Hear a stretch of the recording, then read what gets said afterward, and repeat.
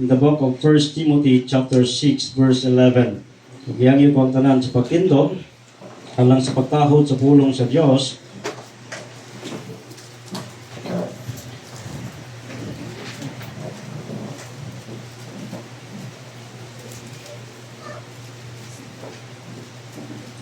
Okay na, say amen.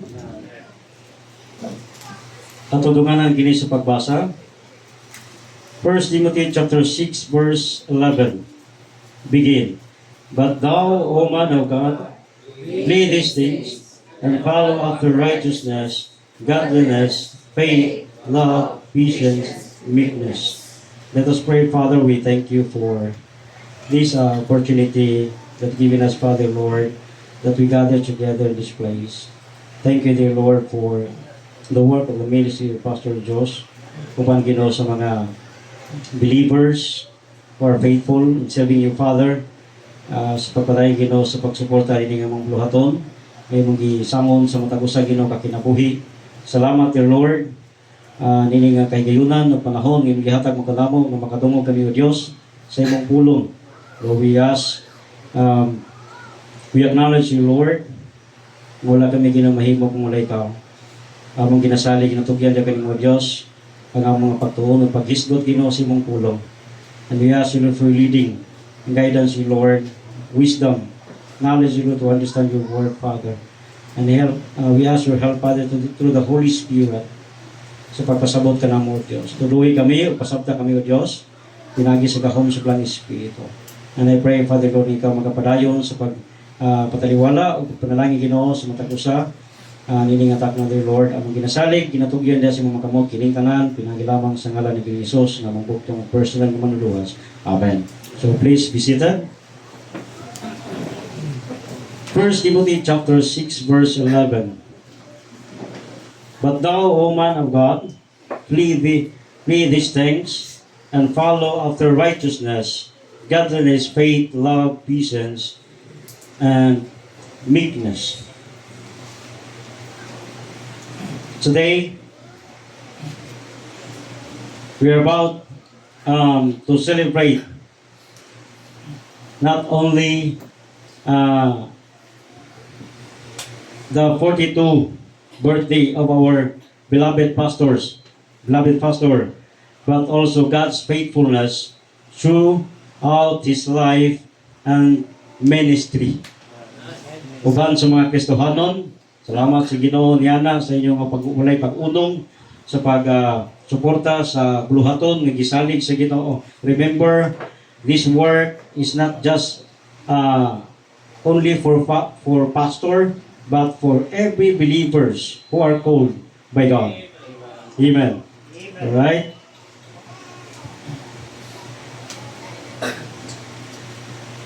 These celebrations come during a time when our nation experiences a stormy weather, right? And concern about ashfalls from Taal volcano today. Yesterday and now, nagapadayon gihapon siya, muna nga gisuspend ang mga klase, yun niya, gihimo alert to, pero salamat sa Ginoo mga igsoon, bisan sa bagyo, nga ginganlan og inday, nga miabot, o sa pagbuto sa mga bulkan, pero kini mga igsoon, salamat sa Ginoo, wala gid nahimo kining babag sa buluhaton nini nga kagabion. Right. Salamat sa Ginoo sa mga tinguha sa kaayo sa kasing-kasing sa pagpadayon sa pagpaminaw sa pulong sa Ginoo o pagpadayon sa panagiusa diha sa pagampo. Because we know that prayer is very important, right? Ang pagampo importante gyud ni siya. Bisan unsa pa na siya kasuksukon, bisan unsa pa na siya kalayo, bisan unsa pa na siya kalisod. But if we have a heart, a willing heart, a genuine heart to pray ngadto sa Ginoo, walay hindrance. Amen. Amen. Wala ginay baba. Kung kita nagmalipayon diha sa pagpangalagad sa Ginoo. Even many times we heard nga ang mga kaigsunan kasagaran kung nasa duol, lugay pa moabot. Right. You agree with me? Mas mauna pa ang masalayo kaysa duol. Pero mo ginisay kasagaran nga atong madumog. Tinudanay. Nga mas mauna pa ang layo kaysa duol. Nga naman, ngayon ana man ang ilang pagbati. Only the Lord knows their heart. But if we, kung atong tanawon mga igsoon, i-picture out nato, there's something problem sa iyang kinabuhi. Spiritually. Bisan og duol, dugay kay maabot. Sunday school, magsugod, alas 9. Mahuman ang tibok service sa Kabuntagon at 11:30. Nayuban mo abot og 10:30, nayuban mo abot yun, nga human na ang mensahe. Alright? But nga naman ingon ana ang kahimtang because tungod sa ilaha nga harden silang kasing-kasing. No? Tungod sa kanang kalisod nga ilang gibati diha sa kasing-kasing usahay sa ilaha nga nailay-lain nga mga kahimtang sa kasing-kasing nga dili or mahimong babag sa iya nga pagpangalagad sa Ginoo. Di mato mahukman, but I will believe that the Lord knows the heart. But the things and the best nga atong buhaton being as believers of the Lord Jesus Christ is to pray for them, right? Pag-ampo ra gid mo ra gid ni atong pamaagi nga gitudlo sa pulong sa Ginoo kanato sa matag usa ka kinabuhi nga Kristohanon. Ang prayer may the best na itong himuon para siya maging faithful, para siya maging honest, para siya maging tinuod diha sa pag-serve sa Ginoo. Right? That's the truth. Right? So, bisan pa man sa experience na to today, mga igsoon sa bagyo or sa pagbuto sa bulkan apan kini wala gid mahimong babag sa mga buluhaton dinhi sa inyo nga church. Alright? So salamat sa Ginoo gihatagan kita maayong nga panahon aron nga din kita nga magakatigom aron sa pagkapot sa panaghiusa diha sa pag-ampo. Amen. Right. Okay, so that's the blessings in every believers, whether good or bad. Ang pinaka-importante is to continue. Natay gitawag consistent in serving the Lord Jesus Christ. Bisan og lisod ang panahon. Salamat sa Ginoo niya nga pagdasig ka nato pinagis pulong sa Ginoo. These events remind us that while natures may shake, but remember, brethren in Christ, God remains unshaken. Wala giundan mga igsoon. Ang Dios nagpabilin siya nga nagmatindanon ug matinumanon kanimo. How kan nga dili ta makapangalaga, dili ta makasimba, dili ta makaserve sa Ginoo. Nga ang Ginoo faithful, ang Ginoo righteous, ang Ginoo dili gid siya muundang sa pag-atiman o paglab kanimo kanako, right? Dili gid siya muundang sa pagbukbo sa mga panalangin sa imo ug sa akong kinabuhi. Wala gid kini mahimong babag sa ato nga pagpangalagad sa Ginoo mga igsoon. Ang ato laging babag, ang babag lang gid mga igsoon, no kini. No? Kung atong ipaibabaw ang atong pride. Kung atong ipababaw ang atong kaugalingon. Usa na sa mga hindrance sa atong nga pagpadayon sa pagpangalagad sa Ginoo. Pero kung atong ipaubos ang atong kaugalingon diha sa tubangan sa Ginoo, i-acknowledge to how God is faithful. How God is ang iyang pagmatinud-anon sa atong kinabuhi. A pastor is called to stand firm even when life becomes difficult. Bisan lisod, kinahanglan ang pastor mo stand siya. And also the believers of the Lord Jesus Christ. Why? Because the Lord Jesus Christ gives victory every souls, every life. Sa imo ug sa akong kinabuhi ang Dios naghatag og kadaugan, right? Mao hinungdan nga bisan og lisod sa atong nga pagpadayon, bisan og lisod kayo ang panahon, Sa atong kinabuhi, mga igsoon, pabilin kita nga pangalagad kaniya. Right. So dato na yung mga insight nga atong makatunan ani nga verse nga atong gibasa in 1 Timothy chapter 6 verse 11. Storms be around God's servant, but remember God's presence surrounds him even more.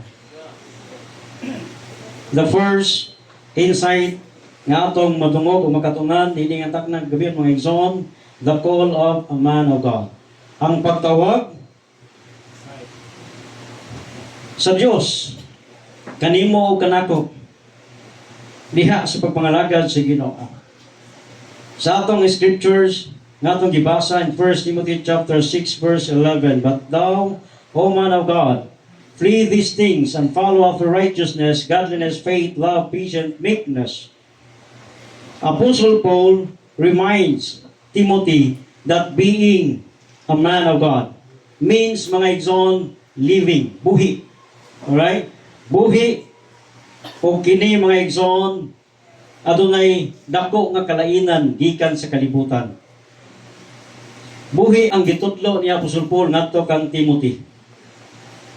Kung gusto sa kini sa Ginoo nga kini buhi usab nga imong akong madawat sama sa gihatag sa kinabuhi through the Lord Jesus Christ. Iyang gisacrifice ang iyang kinabuhi tungod lang alang kanimo. But remember, ang Dios buhi sa atong kinabuhi. Mao hinungdan nga kita kinahanglan buhi usab ng mga lagad si Ginoo. Amen. Dili mag luya-luya. Dili mag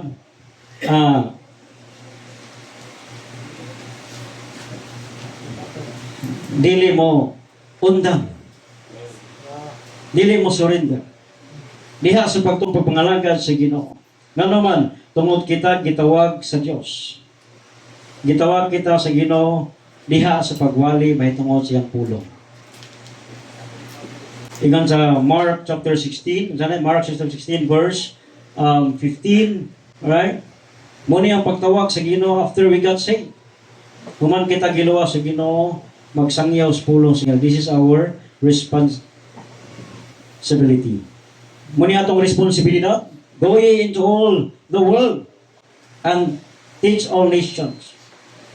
Right? And preach the gospel.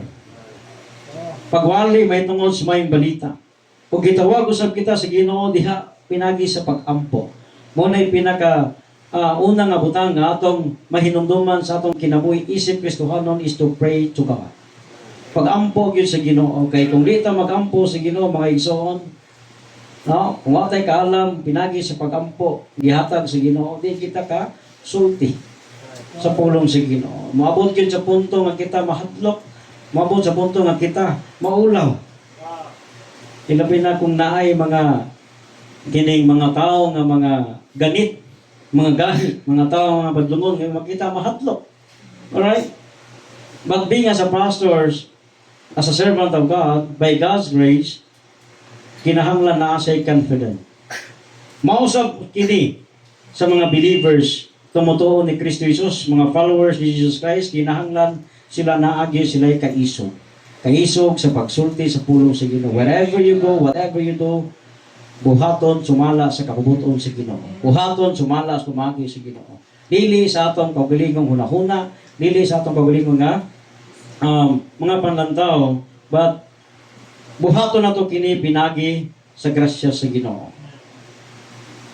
Ang pastor gitawag mo kini ang pagtawag sa Ginoo. Namatay mga pastor naghandilhi. Kung sa ako nga pagpastor mga igsoon, as 22 years, may 22 katuig na ako sa pagpamastor. Right? Pero luksog-luksog lugar. Nabot ko sa Initaw, Misamis Oriental. Human ko, pag-graduate na ako sa Seminaries Bible School. 2004, usa katuig kaping dito sa Initaw, Misamis Oriental.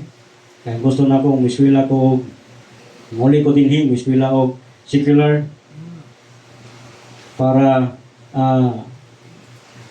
Kini atong panlantaw mga gusto tang mugawas. Yung resulta wajud kagawas hangtod karon. Kung atong panglantaw lang.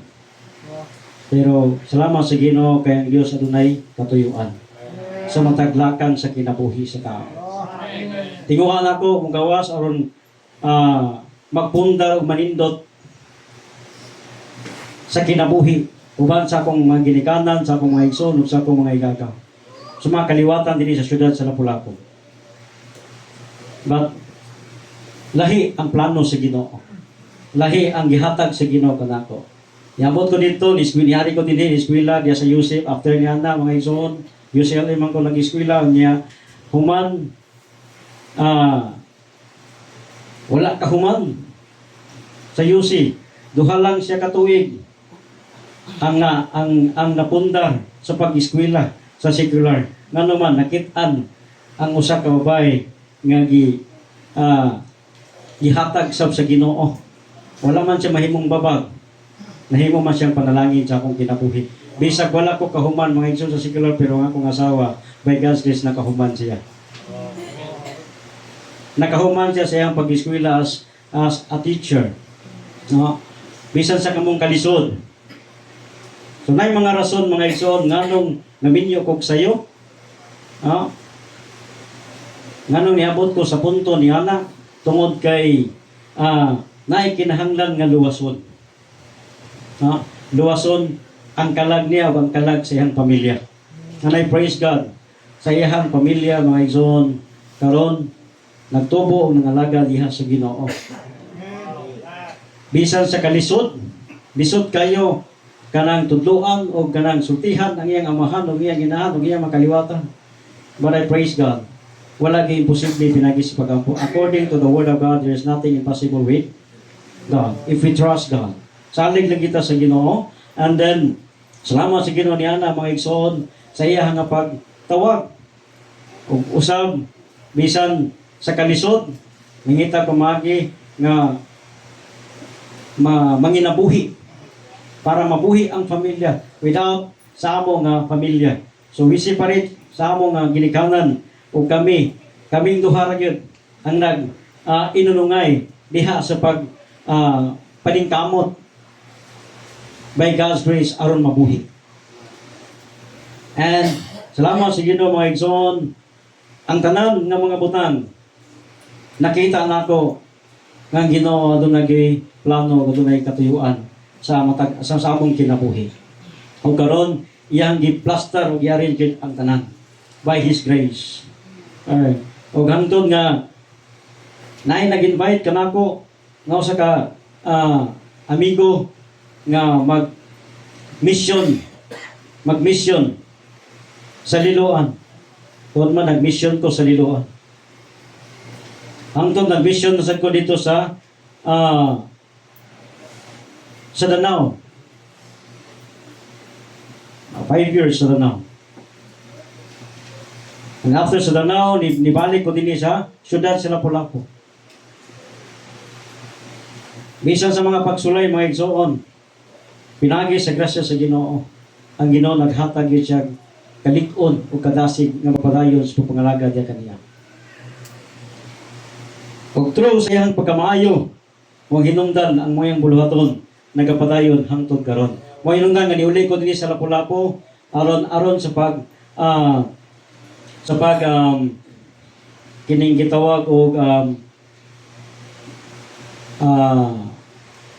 pagsangyaw ngadto sa mga kaigsunan sa unod sa pamilya. Because nakita na ko mga igsoon for many years nga nangalagad ko ngadto sa uban pero sa akong pamilya wala ko ka serbisyo. That's why the Lord give wisdom to preach the word of God sa akong mga kaliwatan.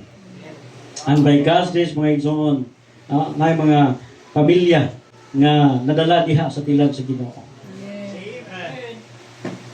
By His grace, grasya ra gyud sa Ginoo mga igsoon.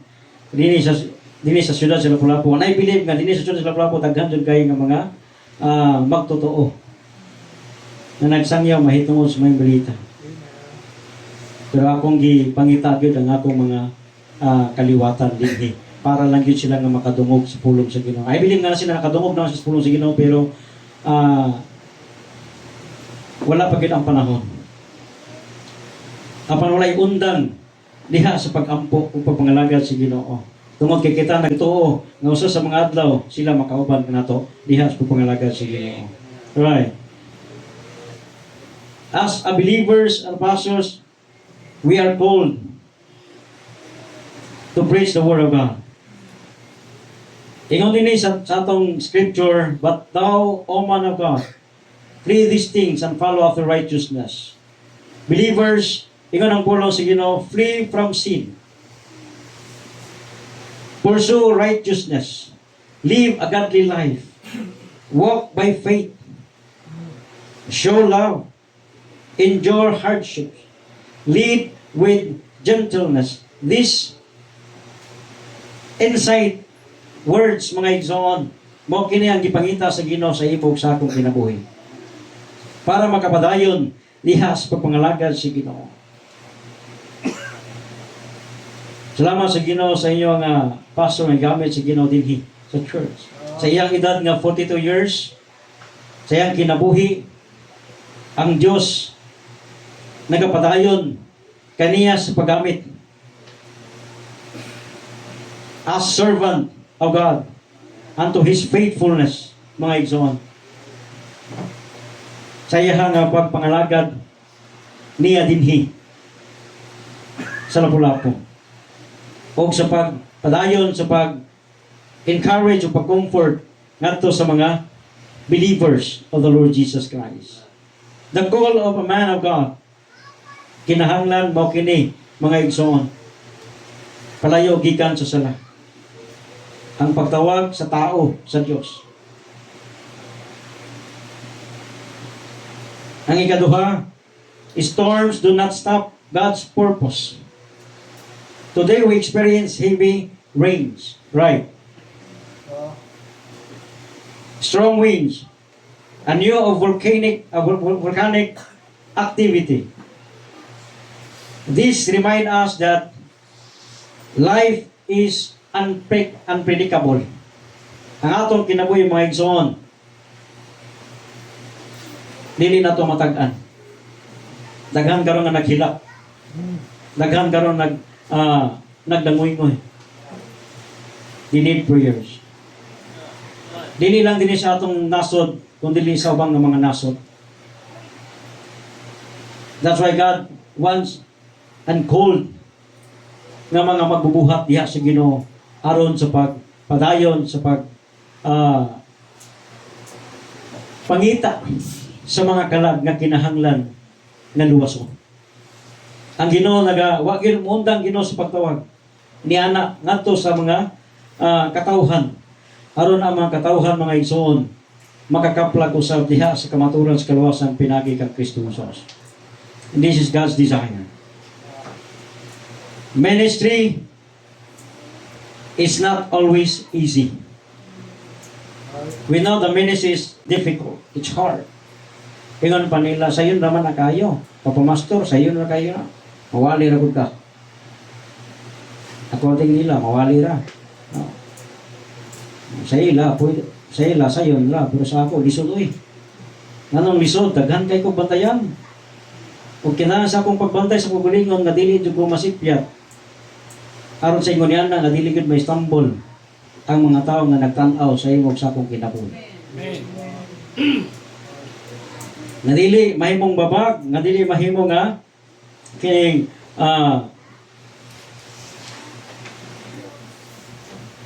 dili mahimong babag sa pagtuog pagpangalaga diha sa Ginoo. Ang ministry, mga igsoon, sayod kita nga dili sayon.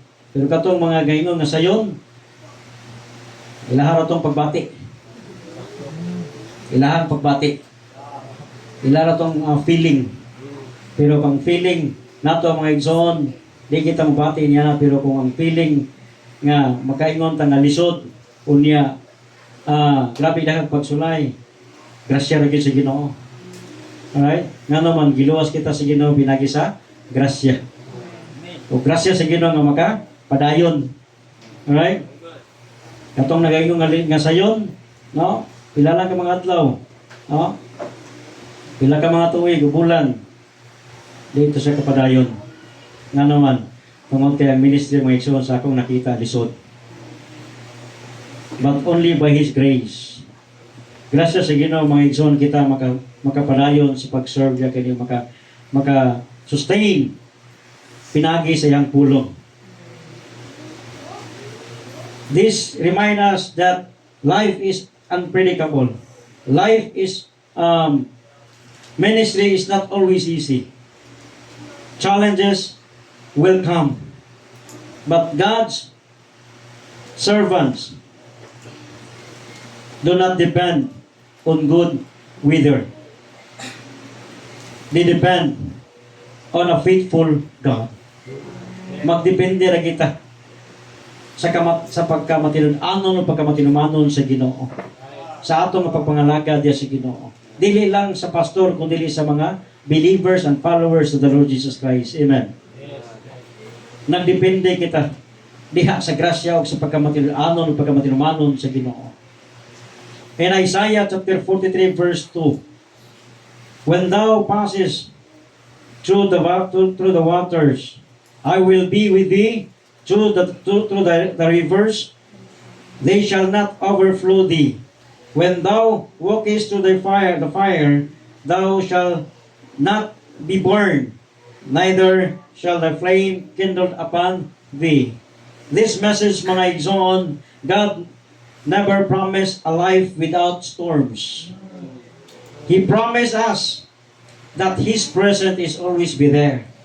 Ang iyang presensya, mga igsoon, naa kanimo kanako even in every storm nga atong ma-experience atong kinabuhi, naa siya. Kung mabati nato ang iyang presensya sa kanunay sa atong kinabuhi. Bisan og lisod. Bisan sa mga pagsulay, bisan sa mga problema, naa ang iyang presensya. Amen. Kung hinungdan kita nakapadayon diya sa pangalagad diya sa Ginoo because of His faithfulness. God is our refuge during every disaster. Whether storms or volcanic eruptions happen today, but God remains our shelter. But God remains our strength. But God remains our life protector. Kanunay siya, mga igsoon, nagapanalipod sa imog sa akong kinabuhi. Kanunay siya naghatag sa imog sa akong kinabuhi. Ano kaingon ta ba sa pamiyakong pangitaon? Nakapangutana batas ng gagulingon niya na igsoon. Unsa pamailain. Wala na gyud mga igsoon, gihatag na gyud ang tanan sa Dios. Kanato. Do you remember the word, it is finished? Right? Gihatag natin niya, mangita pagitaglain. Salamat sa Ginoo sa iyang pag-workout sa atong matagusa kinabuhi diha sa pagsabot sa iyang pulong. Nga naman, nasabtan nato nga gibuhat na tanan sa Ginoo. Mong hinungdan nga ako mga lagad jud ko diha sa Ginoo. Ang tao nga luwas mga lagad jud right. Dili gid na siya kining gitawag og sama sa sweet sa suga. Ibalo mo sa sweet sa suga, nga on, off, no, palong sika. Ang yan kinabuhi kinahanglan siga gyud pirmi. No? Pasigaan kay nga mapuno si Ginoo. Let your light so shine before men. Right? Let your light so shine before men, that they may see your good works. And glorify your Father which is in heaven. Pasigaan mga igsoon, muna ang gitinguha sa Ginoo kanato. Right. Yeah. Okay, muna ang gitinguha sa Ginoo kanato. Atong pasigaon ang atong kahayag.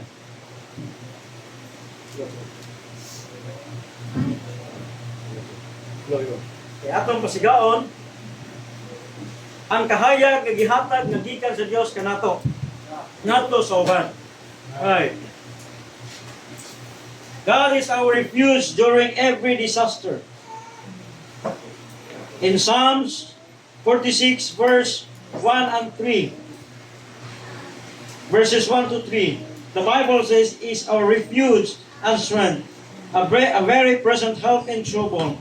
Therefore, will not we fear, to the earth be removed, and to the mountains be carried into the midst of the sea. Though the waters thereof roar and be troubled, though the mountain shake with the swelling thereof. Mga igsoon, even if the earth shake, remember, God never change. God never change. Ang Ginoo gid siya mausap. According to the book of Hebrews chapter 13 verse 8. Kung ako masayok, alright?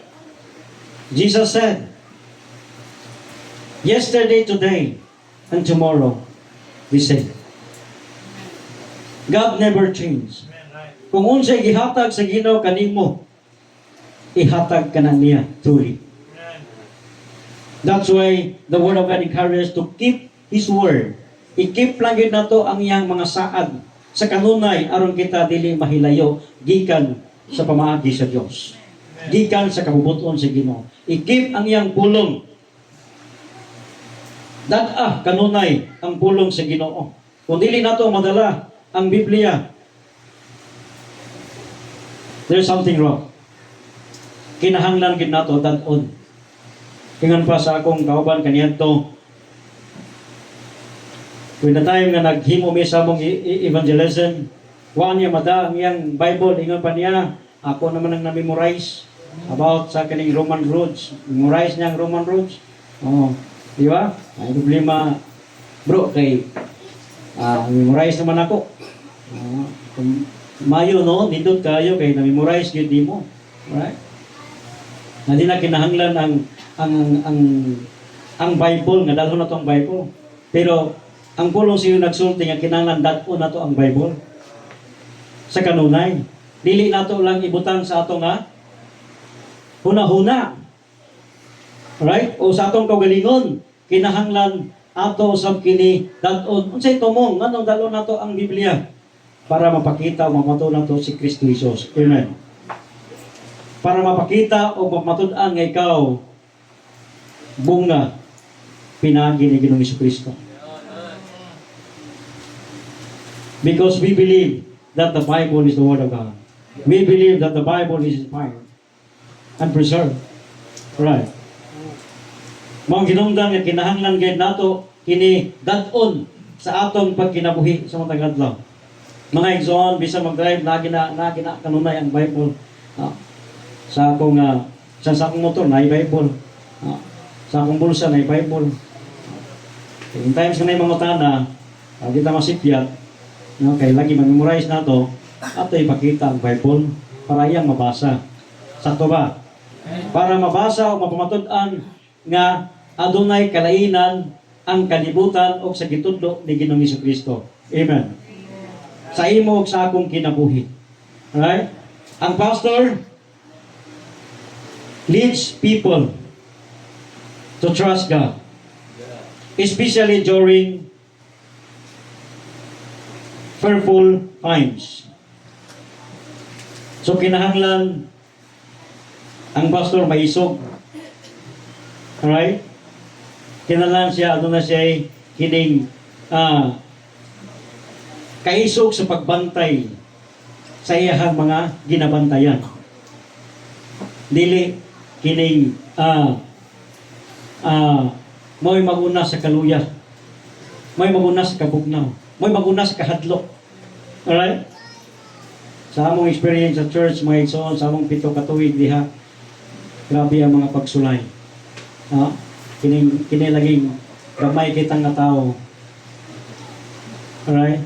Nga pwede na tang daog-daogon, pwede tang yano-yanohon, gamay lagi. Mga man akong nakita, gamay. No? Pero salamat sa Ginoo may igsoon. Sa tubangan sa Ginoo. Walay gamay, walay dako. Walay gamay, walay dako. Kaya ang tanaw sa Ginoo mga igsoon, pariha. Pariha ang tanaw sa tao. Walay gamay, walay dako, walay dato, walay pobre. Apan nagdepende kini sa imong pagtuo pagsalig diha sa Ginoo. Kung unsa ka nga mobarog, mo stand, mo stay faithful diha sa Ginoo. Bisan sa mga pagsulay, mga paghulga sa kinabuhi. Gisulayan sa mga tao nga mga astig kunuhay, no? O mga isog diha sa imong palibot. But I praise God, mga igsoon. Sa kagamay, pero naay dakong pagtuo. Because I believe one of these days the Lord will work His life through in prayer. Tingon ko, mga igsoon, di ta mundang sa pagampo. Atong iyampo ang atong mga silingan. Atong iyampo ang atong mga katawhan nga linang sa palibot. Sa mga tao nga naghulga o sa mga tao nga asig-asig sa palibot, we will pray for them that the Lord will work their lives. Nga mulihok ang Ginoo silang kasing-kasing diha ang adunay kalumo. Sa pagsalig o pagtuo pinagis pulong sa Ginoo. Sa pagdawat sa pulong sa Ginoo. Apan dako akong usama sa Ginoo mga igsoon tungod kay karon mga igsoon ang Ginoo nag-work out yun.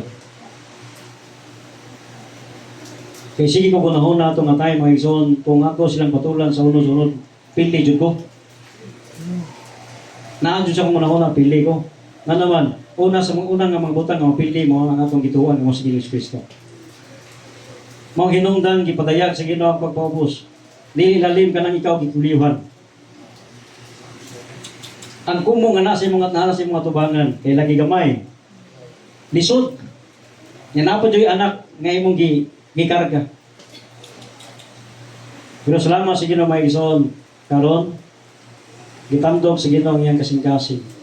May na kay mo ismay.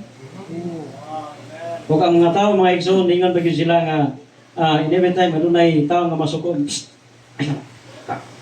Right? So na sila na mismo ang action, mubatlong. And I praise God yan na mga igsoon. We believe prayers is the best for the believers. Pag-ampo yun, kaya way imposible sa Ginoo sa kanila. Pag-ayon na kita sa pag-ampo mga igsoon, bisan sakit na kay sa atong buot, nga gusto natang mabalos, pero salamat sa Ginoo mga igsoon, natay Diyos nga King of Kings and Lord of Lords. Right. Siya kanunay mo panalipod sa imong sa akong kinabuhi diha sa pagpangalagad sa Ginoo. Keep running the race. Ako, salamat sa Ginoo mga igsoon sa pipila ka mga tuig diha sa pagpangalagad sa Ginoo. Palayon ni kita sa pagpangalagad diha kaniya. Sama sa gitudlo ni Apostol Paul ngadto kang Timothy. Yang gi-encourage si Timothy to continue pagpadayon to pursue God's ways. Pagpadayon sa pagpangalagad diha kaniya. In Galatians chapter 6 verse 9, the Bible says, "And let us not be weary in well-doing, for in due season we shall reap if we faint not." God is not finished with His servant. The best chapters may still be ahead sa ato nga kinabuhi. Mao ang pulong sa Ginoo. Kung unsay gihatag sa Ginoo kanato mga igsoon atong hinumduman, kung unsa gid kamayo ang Ginoo. Bisan unsa ka lisod, bisan unsa ka daghan sa mga problema nga atong ma-encounter sa atong kinabuhi, atong hinumduman, God is still faithful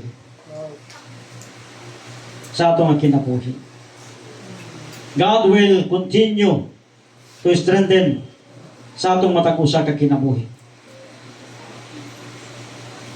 Every situation remind us that God has been faithful. Every chapter sa kinabuhi, that God remind us that God is still has work to be accomplished. Muna'y gusto sa Ginoo mga igsoon sa atong kinabuhi. Nga padayon lang diha sa pagpangalagad. Ayaw pang onda. Ha? Stay strong in the Lord. Never ending. Dili monda sa mga saad nga gikupta nato, ang gilauman nato, pinagis pulong sa Ginoo. As believers of the Lord Jesus Christ. In Philippians chapter 1 verse 6, the Bible says, being confident of this very thing, that he which hath begun a good work in you will perform it until the day of Jesus Christ. God never abandons the work when He starts. When He started. Kung unsay gisugdan sa Ginoo kanato mga igsoon, ug sa dihan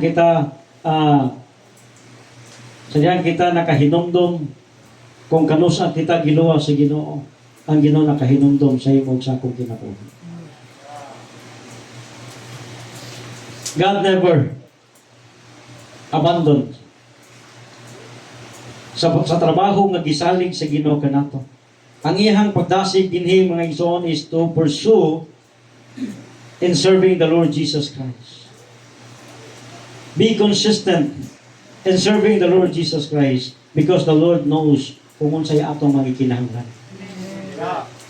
Wa tay kusog mga igsoon. Ang charge to the pastor continue to run after righteousness. Pastors continue to love God's people. Stand firm during life storms. Lead with humility. And trust God's promises. And this is the best for us to know. Brethren in Christ, pagsalig yun kanunay diha sa Ginoo. I-acknowledge sa Ginoo kanunay kung unsay imo mga panlantaw sa kinabuhi. Kung unsay ato mga panlantaw pananaw sa kinabuhi, i-entrust sa Ginoo. Because the Bible says in Proverbs chapter 3, verse 5 and 6, trust in the Lord. Trust in the Lord. Is this not? No? With all thy heart. Tibuk nimong kasing-kasing. Acknowledge Him. And He shall direct their path. Kanunay na itong ilhon mga igsoon sa matag karon gunya sa itong kinabuhi. In times of trouble, in times of crisis, in times of problems, sa himog sa kinabuhi, by God's grace, ang pulong sa Ginoo nag-encourage ka nato to continue in serving the Lord Jesus Christ. Bisag unsa kalisod. As we pastors, servant of God, no? Kinahanglan kini makatunan to run after righteousness, to love God's people. Salamat sa Ginoo kay gituluan kami sa paghigugma sa mga tao. Bisan lisod kayo mahigmao ng tao. Alright? Lisod. Sabton. Sa kadaghan. Nga gialagaran o ginabantayan. But by God's grace, mga igsoon, the Lord teaches us how to love the people. Mausap ka na ang mga believers of the Lord Jesus Christ. Magkaton diyas pagigugma pinagi sa share sa gospel. Kung gusto kita mga igsoon nga walay may perno, i-share ang gospel. Amen? I-share ang pulong sa Ginoo.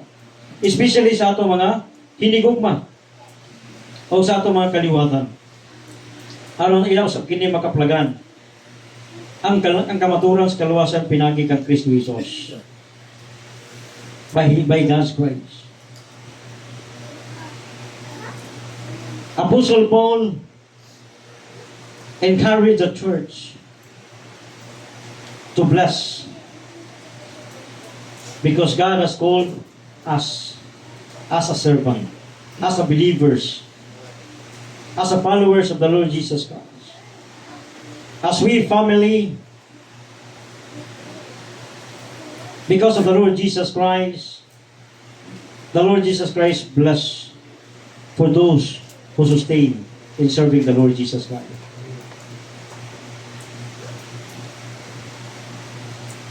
By God's grace, kung kita makapalayon diya sa pagpangalaga sa Ginoo mga igsoon, daghang kinabuhi nga kinabuhi nga makadumog o makakaplag diha sa kamaturan sa kaluwasan pinagi kag Kristo Jesus and the Lord work and change their lives according sa pagtubag sa pag-ampo sa mga Kristohanon, according sa pagtubag sumala sa kabubuton sa Dios.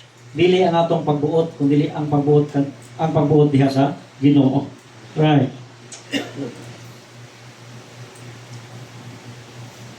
In conclusion, storms may come, volcanoes may erupt, the earth may shake, but God's servant remains steadfast because his foundation is in the Lord Jesus Christ. Amen. Naa kang Ginoong Kristo ang iyang baruganan. Wala sa iyang kaugalingon, wala sa iyang kwarta, wala sa iyang bahanti, wala sa iyang mga butan.